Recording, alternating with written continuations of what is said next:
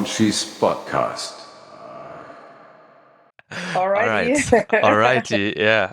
So, welcome to the podcast. I really appreciate that you came on to have a chat, and I think a good point to start would be if you real quick introduce yourself, like your music projects and what you're doing in general. Okay.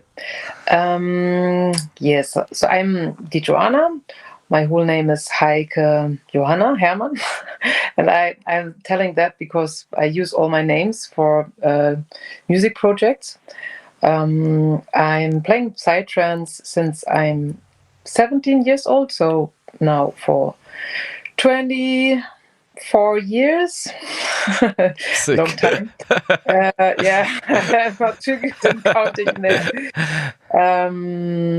And like 10 years later, I started playing techno too. And for the psytrance project, I used Joanna, my second name, DJoanna. And then for the techno project, I used Hermann because I started with another girl playing techno. And her last name is Stöhr. So then we decided what name could we do, and we thought it's funny to take a very a male name like Hermann Stöhr sounds very male. Yeah. And to be two women. And unfortunately, she stopped then after a while to play because she wanted to make a family. Yeah. And for her, it was easier to do it without playing and to do it without being on parties. Yeah. So then I went ahead to play both projects, the techno and the psytrance one. And something interesting is that when I started playing techno and psytrance both, it was like forbidden to mix it because the technos, they really didn't like the psytrance. They thought it's stinky hippies or something like that. So always got the feeling, okay, when you play techno, play techno. Yeah. Don't mix any psytrance or even let them know you're a psytrance DJ. It's not too good. And right now, things really changed because, the techno scene is very open for psytrance because all BPMs are going up, went up after COVID. I mean, everyone who's working or who's music or even goes to parties can hear that. It's everywhere where you listen to music, the BPMs are going up, and big techno producer like Charlotte De Witte, she produced some psytrance tracks and she plays it into her sets, and I listen it to, when big techno DJs, when they play right now, they will mix sometimes psytrance. And it's easy and it's fitting, and for me it's good because I also have two projects because I would be bored to play only one style. That's also why I play really many psytrance styles. I play progressive and full on and night psy, and I also like really to mix it, and I even like it more to mix also techno with psytrance and to do it in one set. And it's especially when people are not into a normal party. They like it a lot because then it's like a wave. Yeah, I've heard of this. And also this ecstatic dances, they're working at that. And it needs to be, because otherwise a body which is not under drugs, sorry to say that, will be bored and will not go on moving. You need a break. Also for the ear, your ear will be very used to it, and it's not so easy to get in a trance when you're clean. So then it's good to have these waves. And also on normal parties, it's really cool to play these waves because I always see that it's good for a floor. Usually, not always. I also like very lined sets, and they are also, they need it. They're good, but not always. Sometimes I have like the feeling like if it's not like on a party or if I don't plan to dance as long, or if I don't go to a festival or something like this. I think this wave stuff is really cool for like to get in the state in the short term, like to have like a climax within the tracks, like starting slow and then get faster and more intense.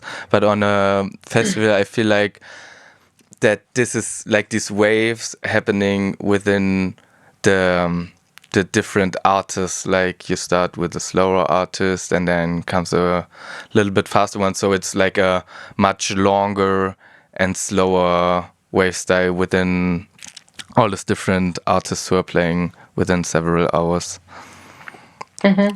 True. Yeah, maybe that's a good point to tell about my other job. Yeah. I'm running the bookings for Waldfrieden events. That's the location in the north of Germany. And we do Eine Mai and Wonderland.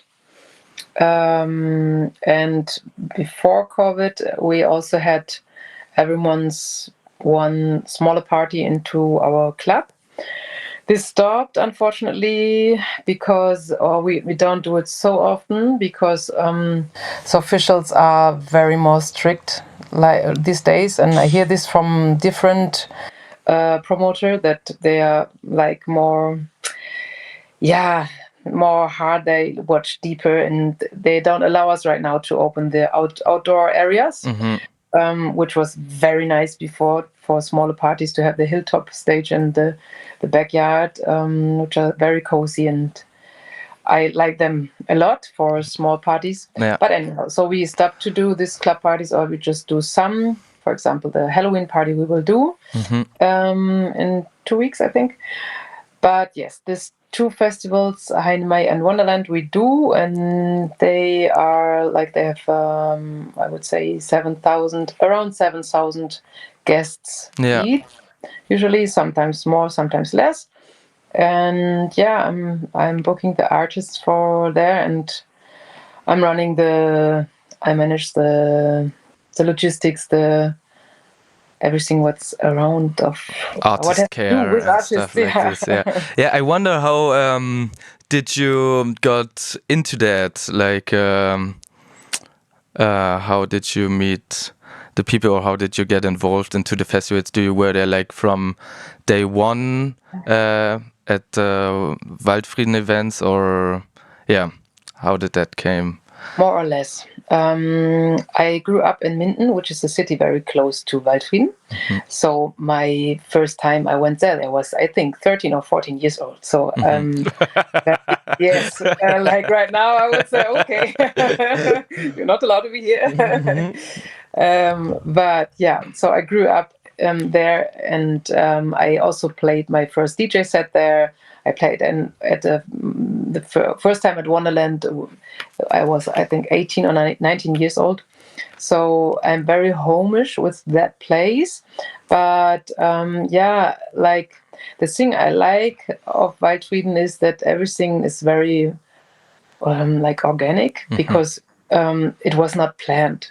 It was like someone else did it before, and she stopped it, and then it was like, okay, I was around, and because I worked a little bit for that place, and I did everything. I studied to that time. In that time, so I need some money, and I said, okay, I can come 1 week every month and just help everywhere.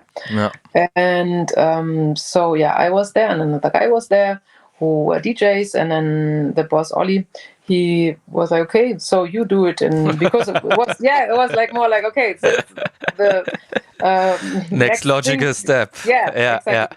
So it was not something like planned or something, and it's a long time ago. And that time everything was much smaller. We didn't have so many or even none booking agency, and artists also, we didn't book hotels or something. It was like more tents, or we had friends which lived around the corner, and some slept there. I remember Zen Mechanics, for example. We brought him to the house of a friend, and he slept there, and they became friends.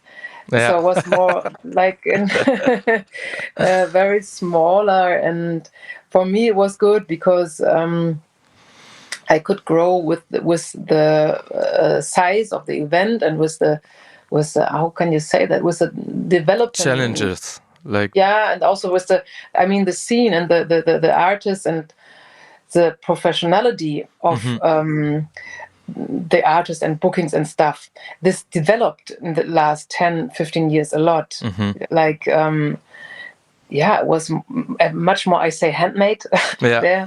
Like you did the call, like are you able to play? Yes, I can. Okay. And that was it, like, because into that time we had mobiles, but I think even not everyone had. And can't imagine emails, this, for example.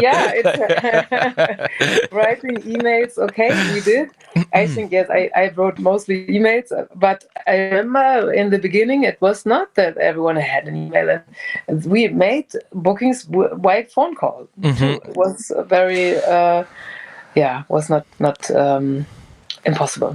and like I guess, did you struggle sometimes to get the number, like when you were thinking of a certain artist and were like, I want to book this guy or that girl, and then how to get the number? No, this was never a problem. Like to get the contact, I not very seldom that there was a problem. No.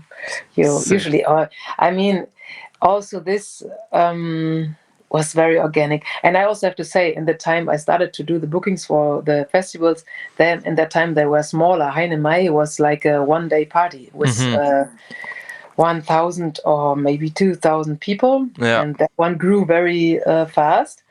And then I myself, I was so deep into the scene. I was on a party every weekend. When I went to school, it was in the holidays. We went every weekend. We're everywhere we could go. Classic. We went, and from Friday to Tuesday, or when ever it was.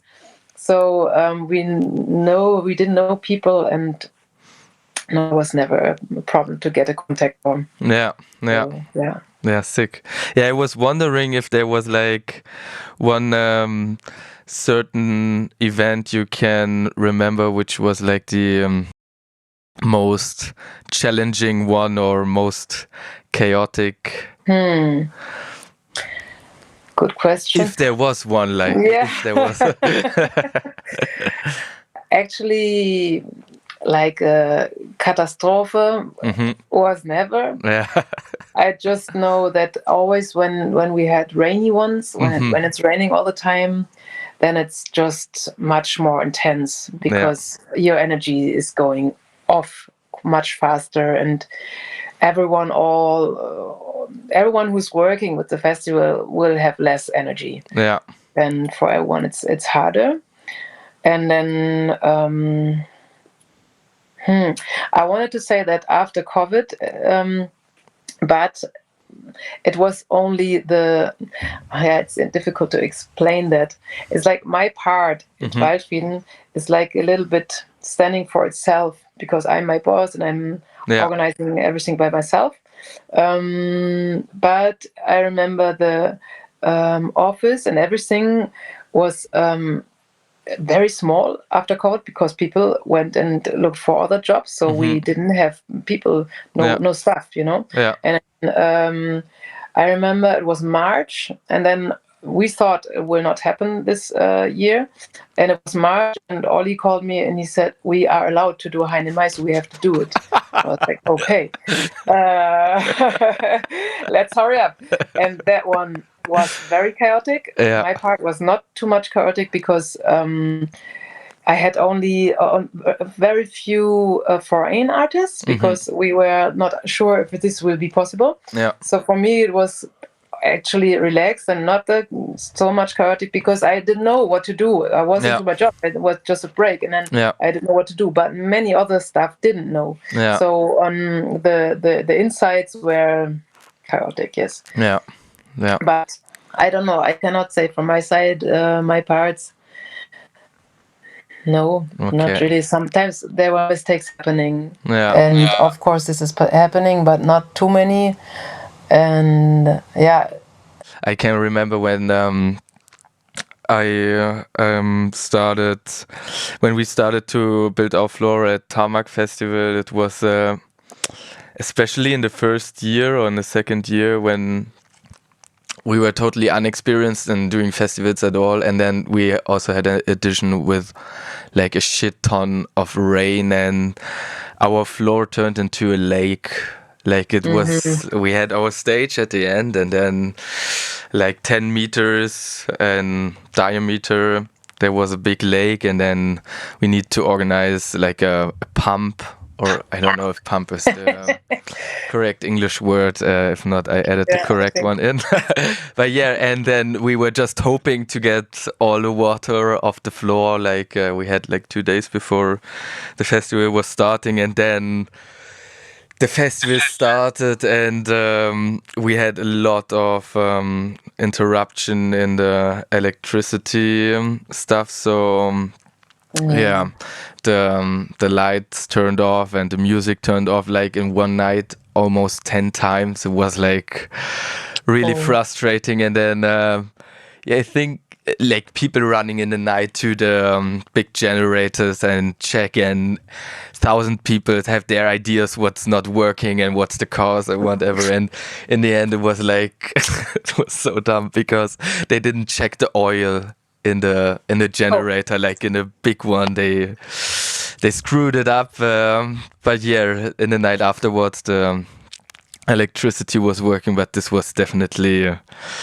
yeah, worst case event for us. I mean, of course, it wasn't like super horrible. I still had a good time, but yeah. And then also the drinking water got like there was bacteria in the drinking water because there is no water connection like in the city to the festival area, so they need to order like a big tank on a transporter which need to come to the festival area. And some days before they start to share this water as drinking water, they need to do tests for bacteria and stuff like this. And yeah, the tests were positive for bacteria, and so there was no drinking water, and they needed to buy like tons of water bottles for the festival guests, and electricity is turning off. But God. I have to say, after like this year was the 5th edition,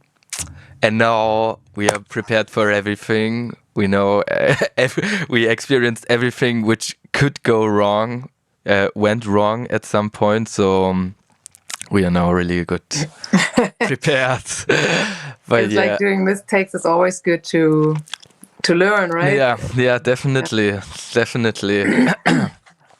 Yeah, I was also wondering, so you, I don't know if you mentioned already, but if not, then I mention it now. You have also kids, and yeah, I was wondering how that was changing your activity as a DJ and as a booker, and how you found like a new way of continuing doing this stuff whilst having kids, because yeah, it's a big change.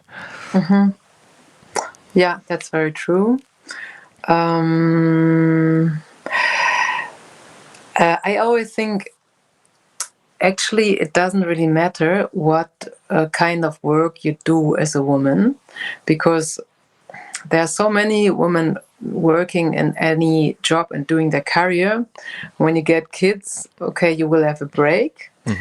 And depending on your body and on your pregnancy and on the kid, the break is longer or shorter. And also depending on your surrounding, like do you have a husband or a family or people around you who helps or not, this break will be longer or shorter.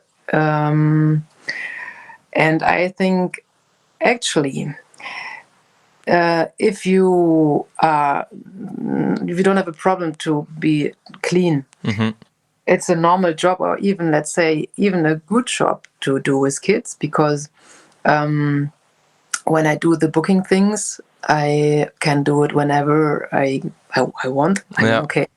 You're really flexible. Fit in, but I'm quite flexible.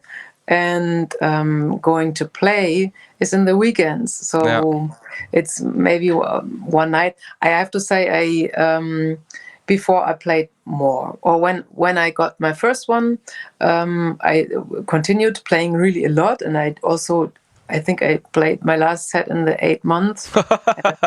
Yes, and I played the first one again when she was 2 months old. I have a super husband. He's totally that's nice into it, and he really wanted to help, and that's a present, really. Yeah. Without him, I couldn't go ahead with my life like it is. Yeah. But I have him, and then 1 year I more or less went ahead like I did before. I have to say I not totally stopped drugs and stuff, but mostly, but already before I became pregnant, and it became very naturally. Yeah. Like I had a long time really partying hard and exploring all types of whatever you get. I was never addicted or something, but I really went into this world. And so on some day my body was, oh no, I'm fine now, it's okay, I was like satisfied somehow. So it was okay, it was not a challenge or something, and I'm happy for that, because I know that's a present too. That's really fortunate. Without any effort. So for me it was not a problem to be clean while I was pregnant, and also to go clean to play, and that was everything all very natural. And then I became the second time pregnant, and that, for lucky me, was during COVID. I remember because the second pregnancy was much more harder for my body. Then you have to vomit and stuff. And, it was like a present for me. I know it's not. I have to say it carefully, but I'm one of the people for who came really like a present to have this 2 years for my second kid. So when all was over, I started slowly again and to play. And right now, I play a bit less than before. Like 2 or 3 gig. Maybe sometimes 4 gig a month, but more like 2 or 3. And I really feel, especially in wintertime, that's enough. Right now, as my older daughter, she's going to school now.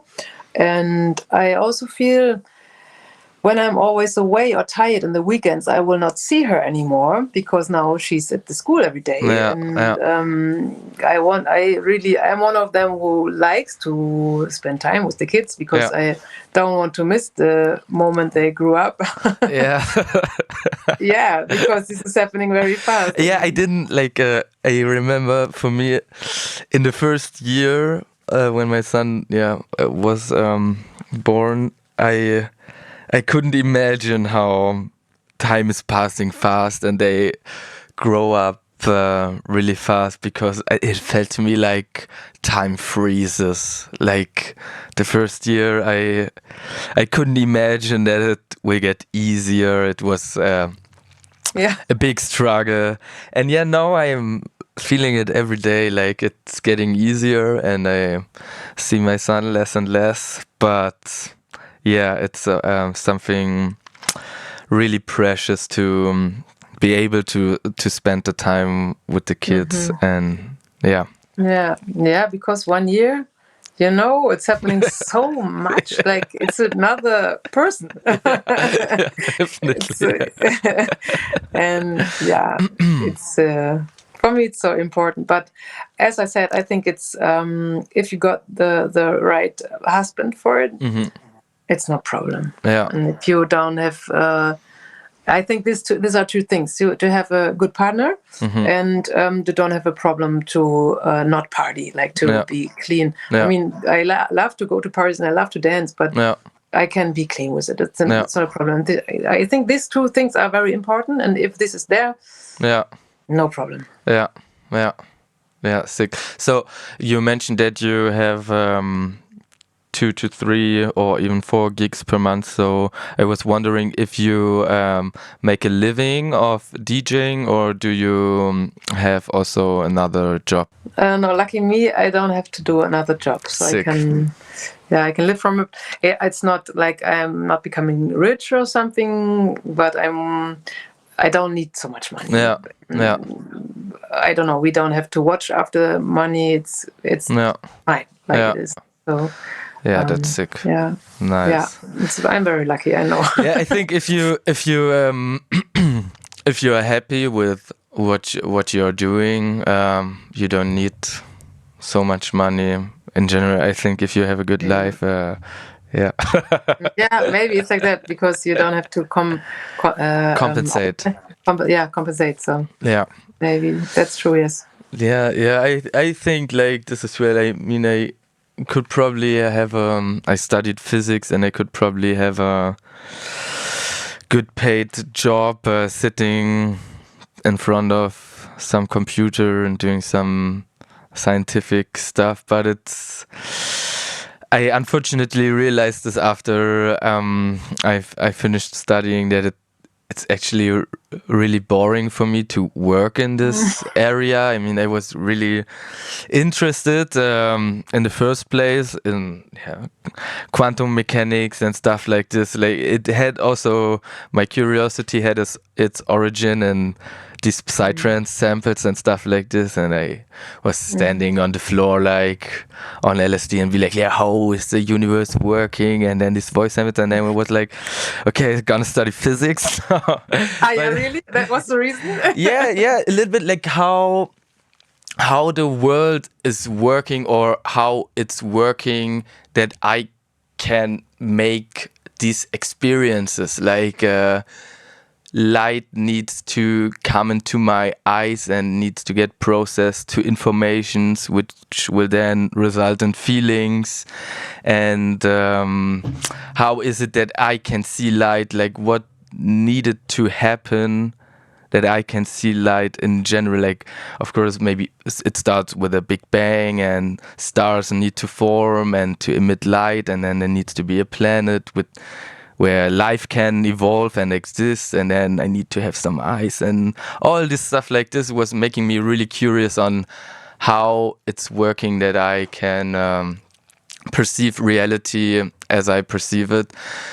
But unfortunately enough, it's not what they teach you in physics at university. I mean, a little bit it goes in that direction, but I was really disappointed that it's not about getting fascinated about the facts you learn there. And yeah, it's more about being in a hustle constantly, do the homeworks constantly, and you never have time to relax and enjoy what you learned. Like, I have this analogy that if you work really hard, it's like climbing up a mountain, and then when you did a lot of work, you can enjoy the view. Like and it's the same, I would say, in learning any topic. After a while you can enjoy a view, but this is not what we did. What I did in studying at the university, it was not about enjoying views and working hard and enjoying views. It just was working hard, and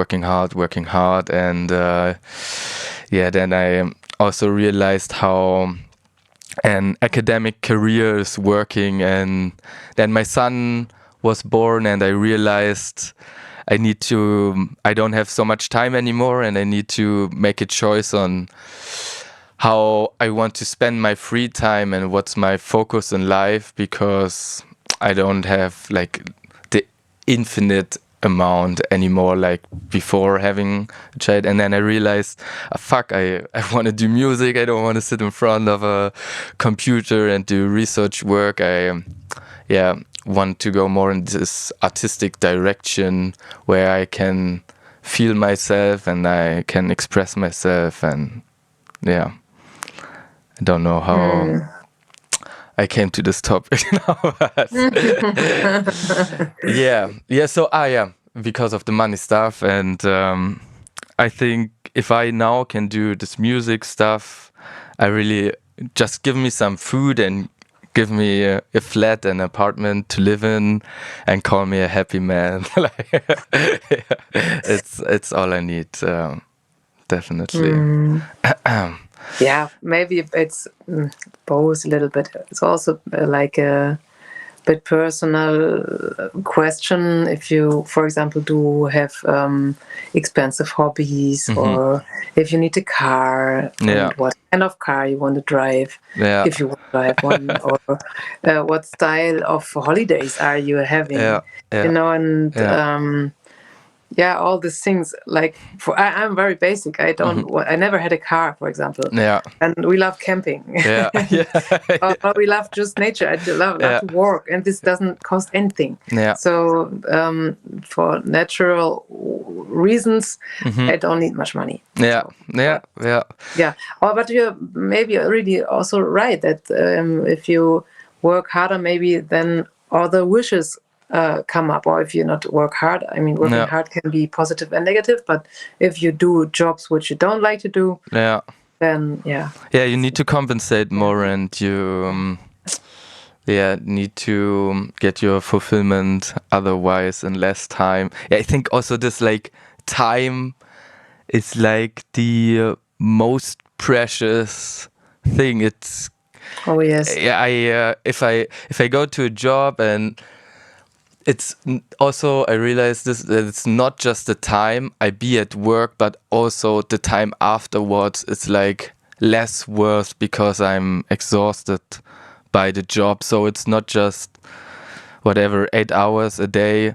It's also the time afterwards I can't do much with this time because I need to recover from working, and it's just working and recover if you work like 40 hours a week, and I can do anything with the money then, and I enjoy it way more to do music and to spend time with my son, and to be like all the time more fulfilled. And it's okay if I then can't drive a car, probably never will drive a car.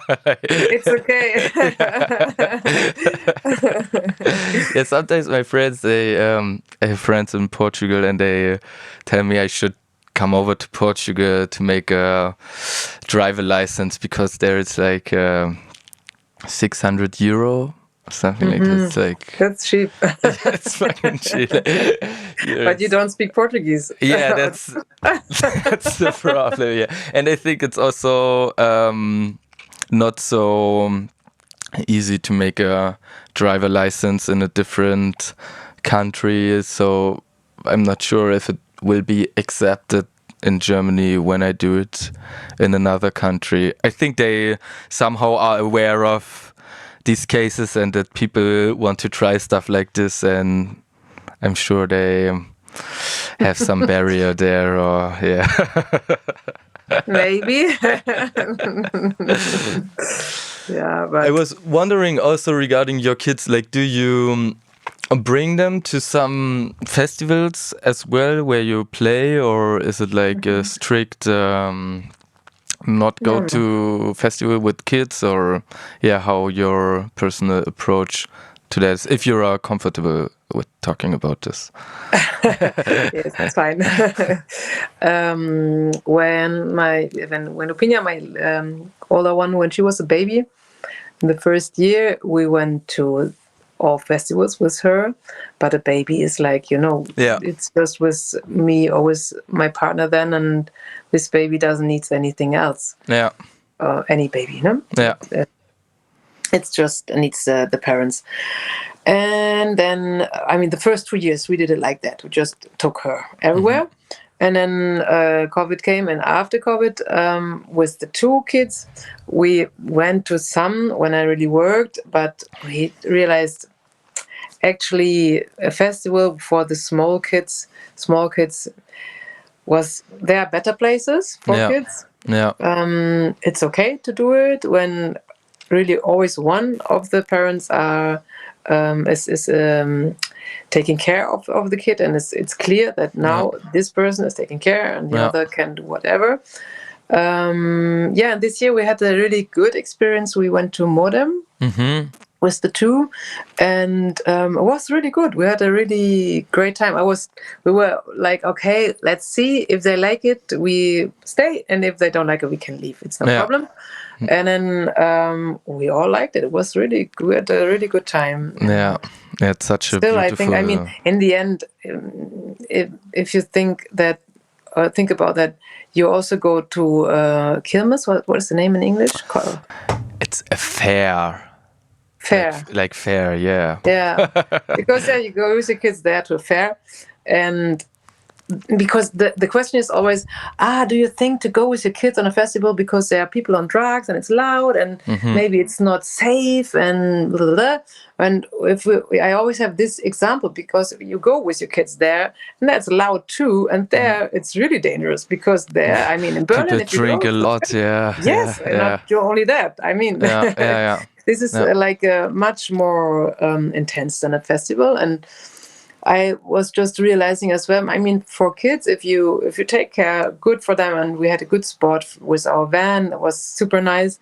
And for them, it's cool because they can be loud, they can run, they can be naked. No one takes care. It's fine. And of course, there were sometimes a bit druggy people. But I mean, you're with them and you can say, no, it's fine. And they will respect it. We had no strange situations or something. And I was very happy that we, in that moment, that we integrated the family and the family life with the party life. Because usually, of course, I'm alone, and if I play gigs, I'm going alone, because in Germany, why to take them with me? I can just go and stay a day and then go back. And there was cool because it's Croatia and we made a holiday from it, and then it's different. But I think it's also, again, depending on your partner and on the way you do it, it can be really nice. And I mean, many people are taking their kids there.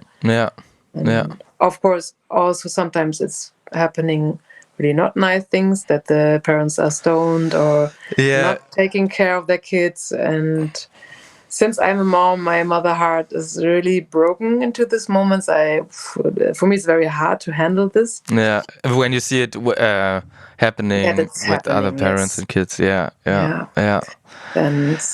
I cannot really see that easily.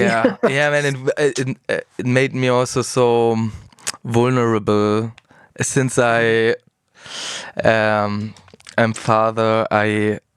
It's just stuff I can't take it so easy like before anymore, even if it's just just one moment, like, you know, Kings of Lion, the Disney movie, like the scene with Scar and the father, like before I had a kid, it was okay, it's tragic, I get it, of course, but I had this idea one morning that I want to sample this like into a track, like this "Long Live the King." And I woke up in the morning, looked up the video on YouTube, and it was like within 2 minutes, my mood changed so drastically. I woke up like really fresh and I'm gonna do this. And then I watched the video and sat there and was crying like, oh no, I can't sample this.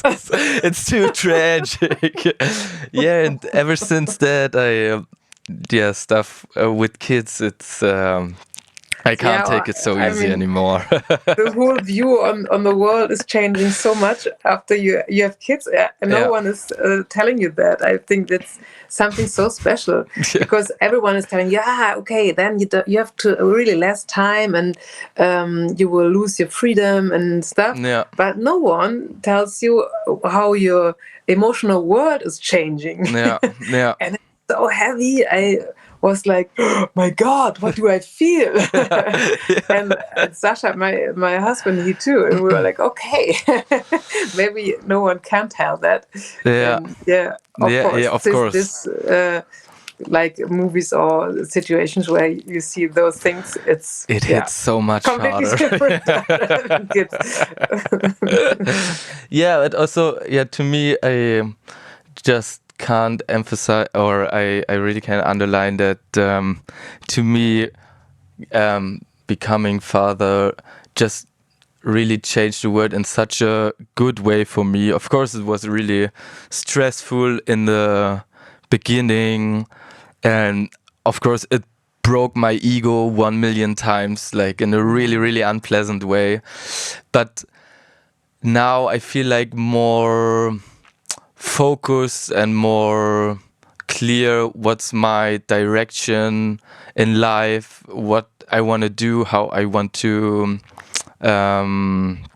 use my resources I have. Like before having a kid, I was like dissociating in reality in every direction, don't know where to go, like so many different options what you could do with your life. And like this becoming father just gave me like a real clear foundation and made me think more about my life and also about future, because I had this before that I never wanted to think about the future because I was really pessimistic about it, climate change, catastrophes, whatever. But ever since I had a child, I need to deal with this stuff like more and at least think about it and how I want to approach these feelings and thoughts. And it was really good for me to have this confrontation, how in which world I want to lead my son in and stuff. Like I didn't wanted to think about it before. Like I was like, I just don't care. It's all too late. But now I can't say stuff like this anymore and think like this anymore. And it gives me so much power in acting more towards a world I want to live and which I think is worth living in. So I think if like a lot more people would get children, it would be like a better world, because I think they would all realize we need to do something.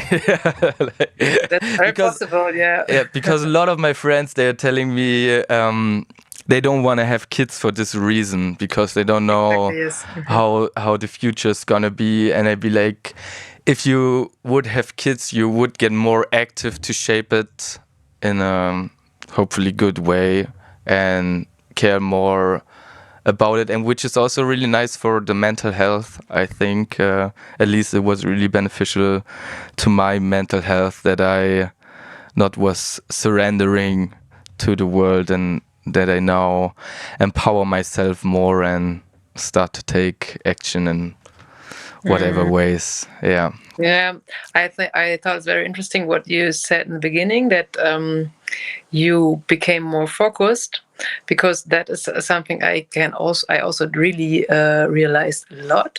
That, I mean, on my side, as I had already my direction on my job, it was more like the fact to have less time for the work was like, okay, now you have to go really straight to what you want. You can do extra rounds or think twice, and that changed myself really in being very much focused and very clear.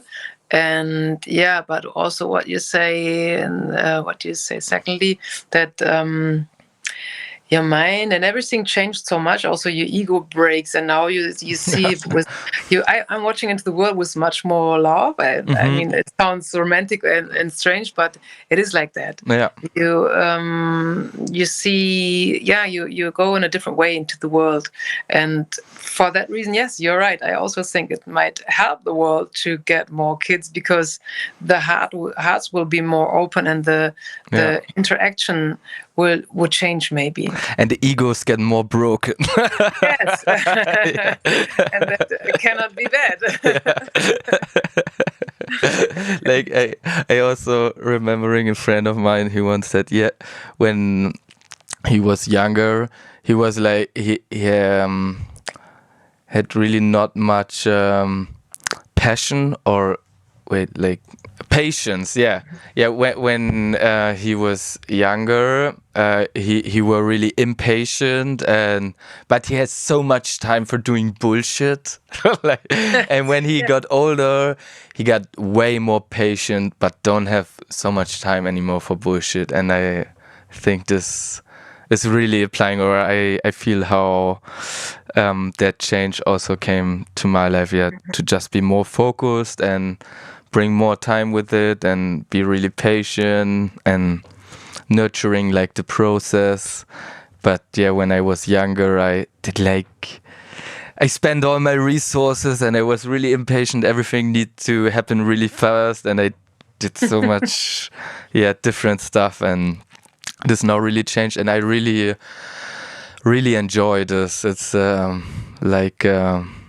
somehow less hustle, like in my head. Of course, in the physical world, to take care of a child is a lot hustle, but yeah, it's less hustle in my mind. And I really enjoy this. So, to everybody's listening, get kids. Yeah, I mean, if there is a possibility, it should not become a must. So,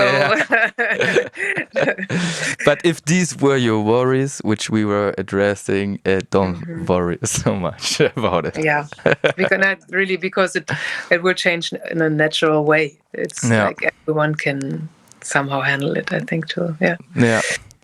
I think we also already hit like 1 hour, and I think this was just a really nice topic to wrap up the podcast. Really nice message at the end. So, if there is there anything you want to announce, like where people can check out your DJ sets or gigs or whatever you feel like would be the good stuff at the end?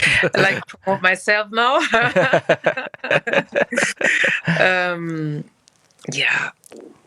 I mean, is this the moment to drop links or? I mean, I can drop the links in the description, and if just people want to check out, for example, your DJ sets or. They can check it out on SoundCloud. I have some on SoundCloud, and of course now I'm also on Instagram. What I really had problems to do because I'm from the older generation where we even didn't have cameras. Yeah. We made like this when someone took a photo. You remember that time? Maybe So for us, it takes much more to present ourselves in Instagram, social media. So this is like a thing I'm hustling a little bit with. I have to say that for me it's not too easy, but yes, I have it, and I also usually post my gigs there, and on Facebook. I think it's usually updated if someone is interested in. Yeah. All right. Okay. Then I will just cut it here. Hey guys, thanks for listening to Monchi's podcast. If you enjoyed the show, please make sure to like, subscribe, or comment on whatever podcast platform you're listening to it. And if you furthermore want to support the show financially, head over to patreon.com/Monchi_SquareLab to support the show financially. As a benefit, of course, you will get early access to upcoming episodes. With that being said, have a great day, have a great week, stay tuned, stay safe, peace out, and see you next time.